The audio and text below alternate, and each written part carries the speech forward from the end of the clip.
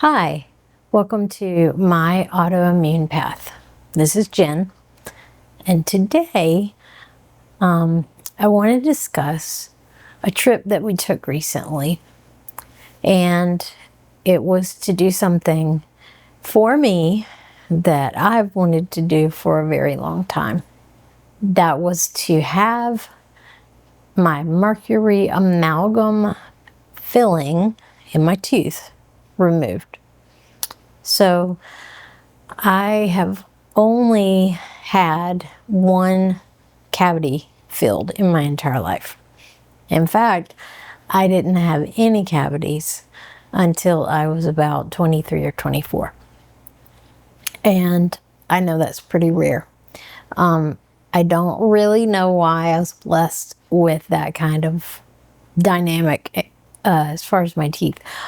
But I will say that I always did a really good job as a child brushing my teeth.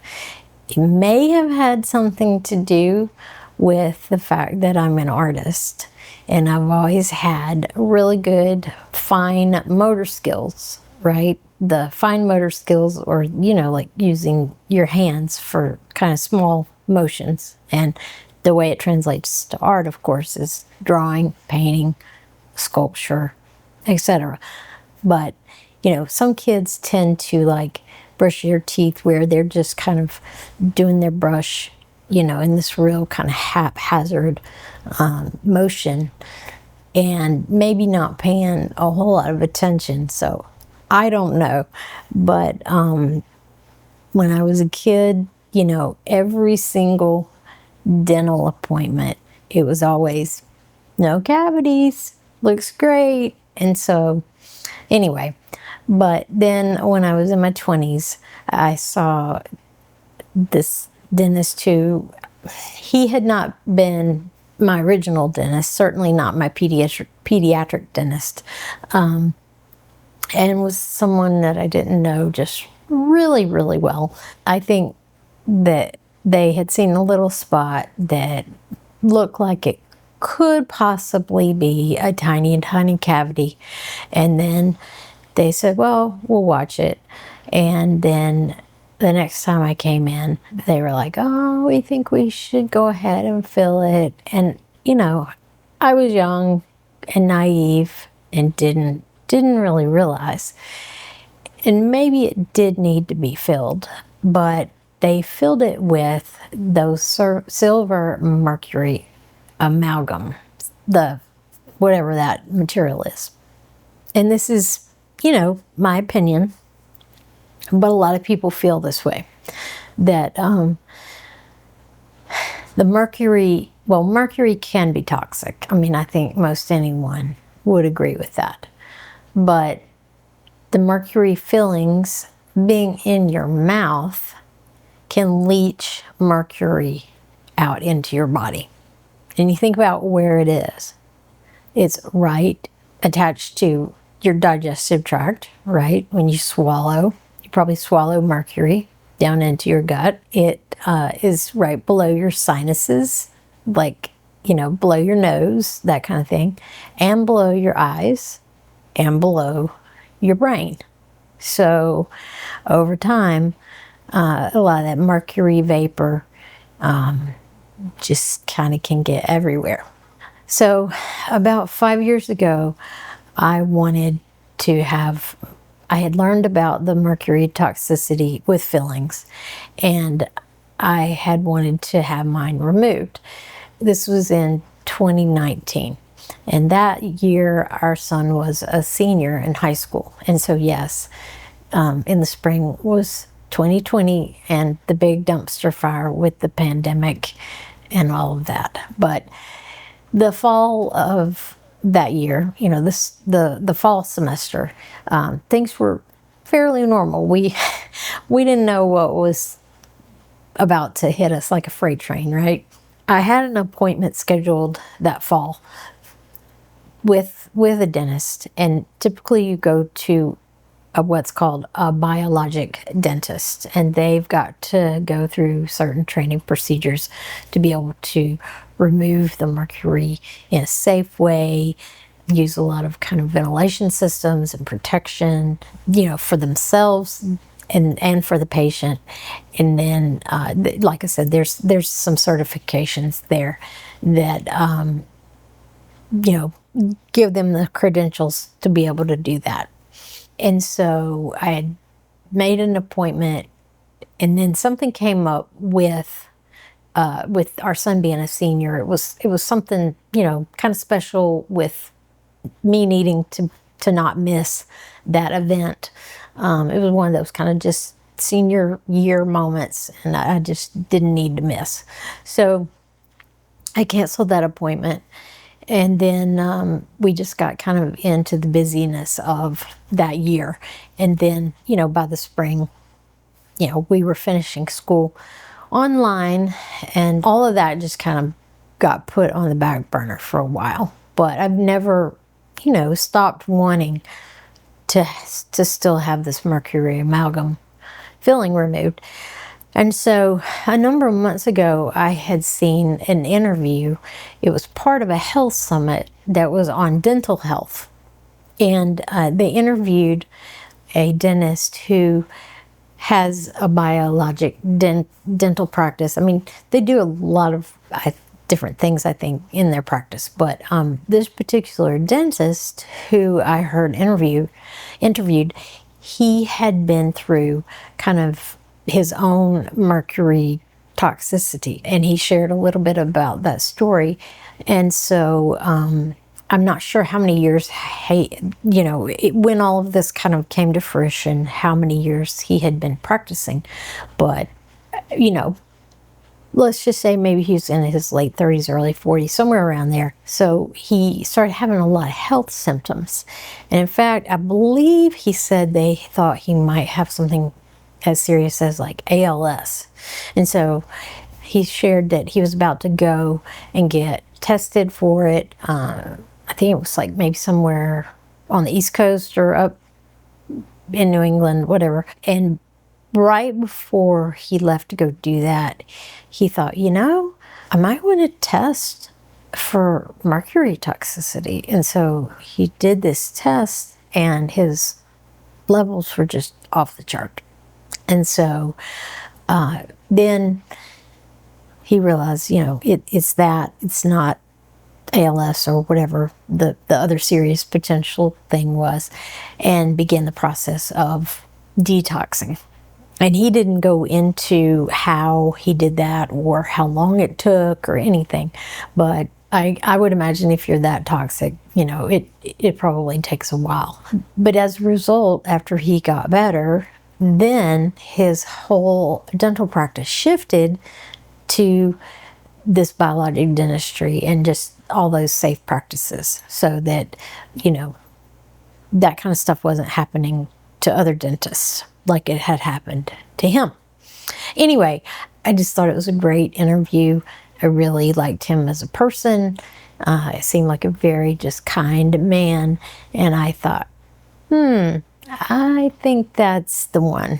I think that's the dentist that I need to go to. So anyway, I called and made an appointment, and he has several dentists that work for him. So they made an appointment for me. There was a little bit of paperwork and things, to kind of get sorted out. Like I had to send some x-rays that had been done with a previous dentist in my area, so that they could do like an evaluation. But anyway, once that was completed, then I was able to schedule my appointment. Anyway, but the dental office is in Texas. My husband and daughter and I, we all three went. So we've just had one day for flying over, and then the next day was strictly for the procedure, and then we flew home the day after that. When I got in the dental office, everybody was just so sweet, and they took me back. They actually did a CT scan of my head. There was like this kind of thing like hanging from the ceiling. It, you kind of step into a certain little area, and then like the thing rotated around your head. And I don't think I've ever been through anything like that. It was really, really interesting.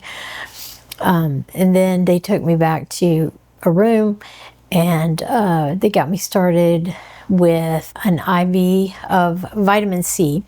And that's kind of a standard protocol that they do for their patients because, I mean, we all know vitamin C, is good for us, but also it can kind of help with the detoxing.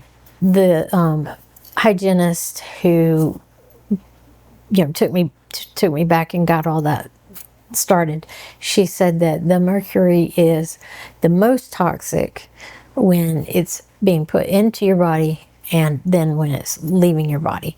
Some patients who have maybe a bunch of mercury amalgam fillings, and they're all coming out at once, the mercury can really kind of overload a body, even make them a little bit sick. But anyway, since I just had the one, I really didn't have any trouble that way. But they put a protective kind of barrier around my other teeth. It's like kind of this rubbery kind of dam thing.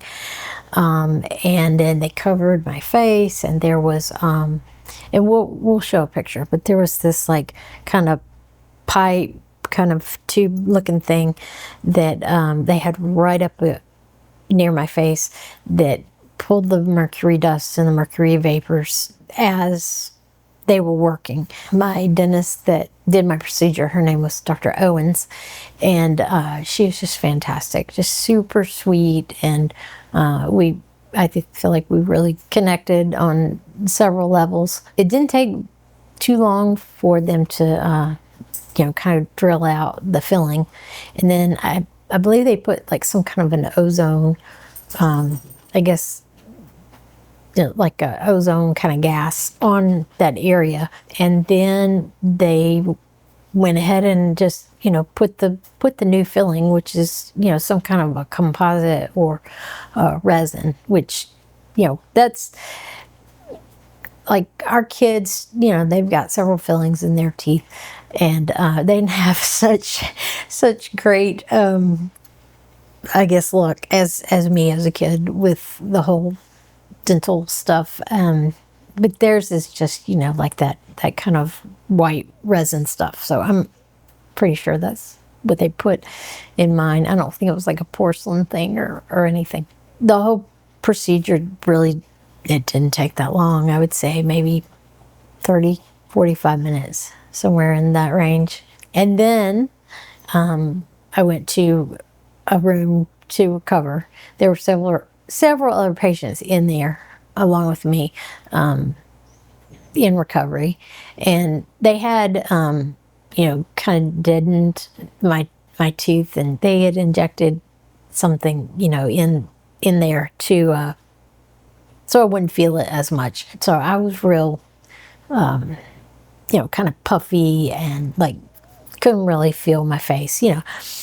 I mean, that's such a common thing. It's just that I've hardly ever been through that. I guess just really only that one other time when I was getting the filling all those years ago. So it was a little weird. Anyway, so we just kind of hung out for a while. My husband and daughter were able to come back into the recovery room with me. We were just chilling and talking and everything. I had scheduled a cleaning as well because I had not had a cleaning in a while. And that might sound a little gross, I guess, but it had been several years. I'll just be honest. It had been several years, but I did it on purpose. I had actually avoided going to the dentist because after I learned about the toxicity with mercury amalgam fillings, I didn't really want, like a dental hygienist kind of grinding on that area and whatever and releasing a lot of mercury dust and whatnot. So I was just, waiting until I could get the thing out. But anyway, because it had been a few years, I was in bad need of a cleaning. And so after about probably 45 minutes, they came and got me for that. It was, I won't say it was the most fun experience ever either. It was actually not as much fun as the other. But anyway, she, the hygienist was really sweet, and she needed to get all up in there in the little crevices and the grooves and the areas between my teeth and everything, because there was a good bit of plaque and biofilm or whatever that had built up. And I will say that the hygienist told me, she said, you keep your teeth very well. I mean, I guess kind of in a similar way to when I was a kid all those years ago. She said, where you brush, you do an excellent job. Where the toothbrush can reach is clean. But, the toothbrush won't go everywhere. So that was really nice, just to, have all that junk, cleaned out. I think they call it a debridement or debridement or something. But anyway, they also, this was interesting, they also take a sample of, I don't know, I guess just maybe your saliva or something in your mouth, and then look at it, I think, under a microscope.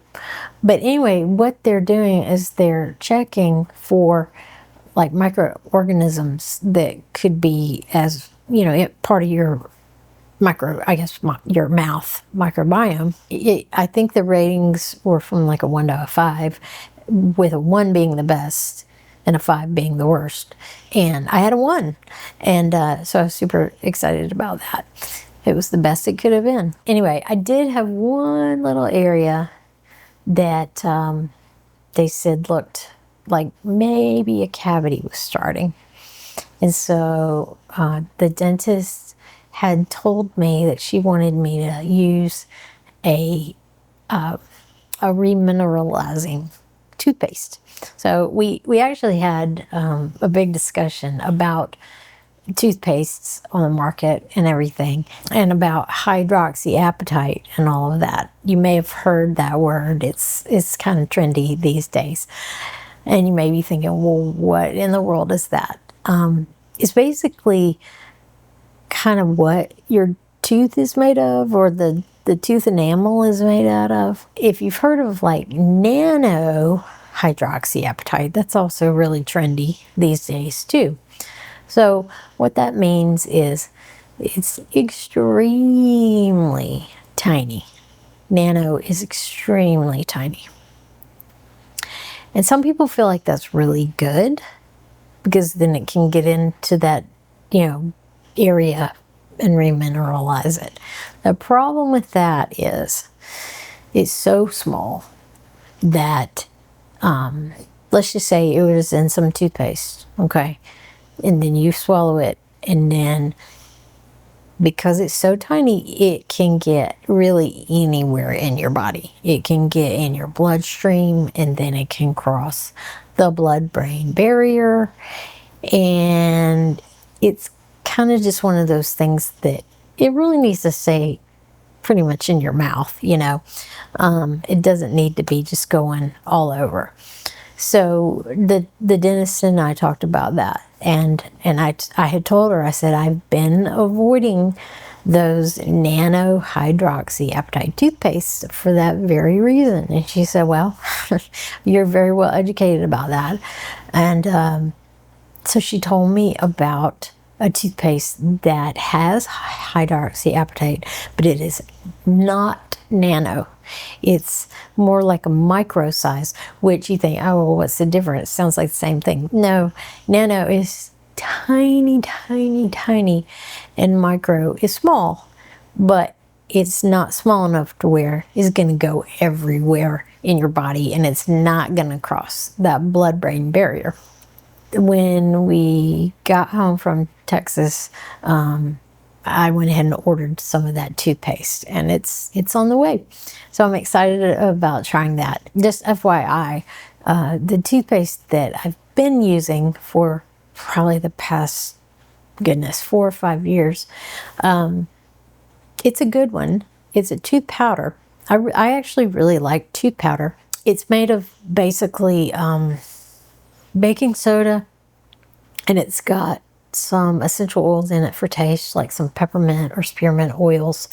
And I will say, like, I enjoy using it. It really gets my teeth clean.